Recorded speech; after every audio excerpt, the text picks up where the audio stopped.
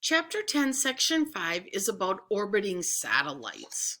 Okay, so the first thing we need to know is rockets use Newton's third law for as the rocket lifts off, as it goes up, it's going to expel exhaust gases that are going to go down.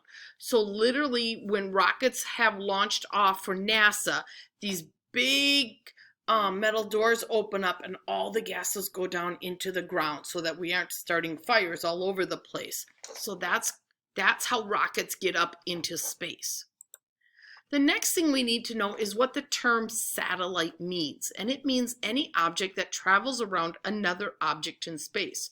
The moon is a satellite of our Earth. Centripetal force is a force that causes an object to move in a circle. There are lots of things out in space that are satellites to something else. We have many man-made satellites. The space station is a big satellite that's traveling around. So satellites in orbit around the Earth continually fall towards Earth, but because Earth is curved, they're traveling around it. This means it is a projectile that falls around instead of into Earth.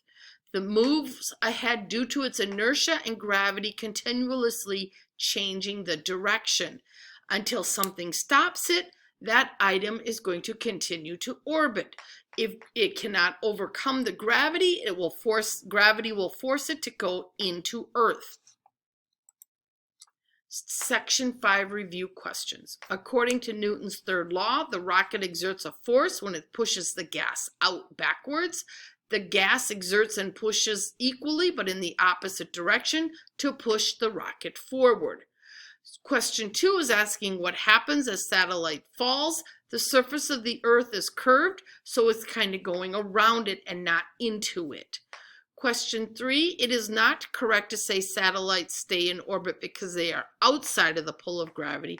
Rather, they stay in orbit because they fall and move along the orbit at the same time with the gravity.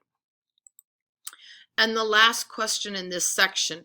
Acceleration is increased by all of the factors listed in the question. The decrease in air resistance allows the rocket to accelerate faster because there is less air resistance pushing the rocket in the opposite direction. The decrease in gravity allows the rocket to accelerate faster because there's less gravity pulling the rocket back toward Earth.